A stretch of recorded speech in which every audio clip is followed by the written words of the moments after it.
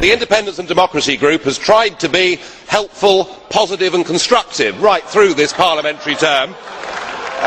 Yes, because we've been providing the voice of opposition, and in a democracy, opposition is essential, it is vital.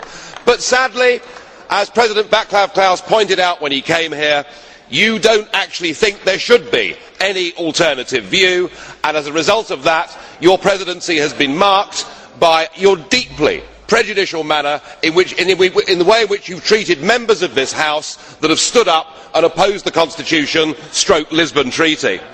And the defining moment for me in this House was we had the French say no, we had the Dutch say no, and then we had the Irish say no, and this Parliament has wilfully carried on ignoring the wishes of the people. You just don't get it, do you? No means no.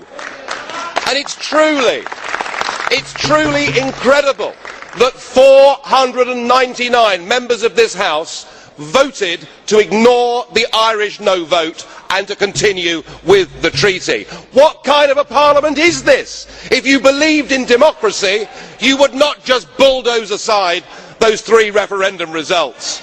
And worse still, you are now so fearful of public opinion, you know that you're losing the argument, that you've sunk to abuse.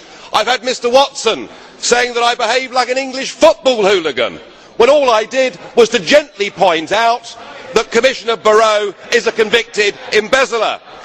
Gary Titley said that I was a paranoid reactionary, living on the fringes of society.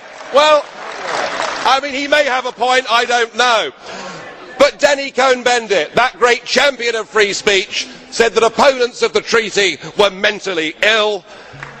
And Martin Schulz, the leader of the Socialists, saying after one of the no votes, we must not bow to populism, and that the no votes open the door to fascism. Well, I hope in the next 4 weeks in this campaign the voters of Europe can see the real face of this project. You are nationalistic, you are bullying, you are threatening, you are anti-democratic, you're a complete shower.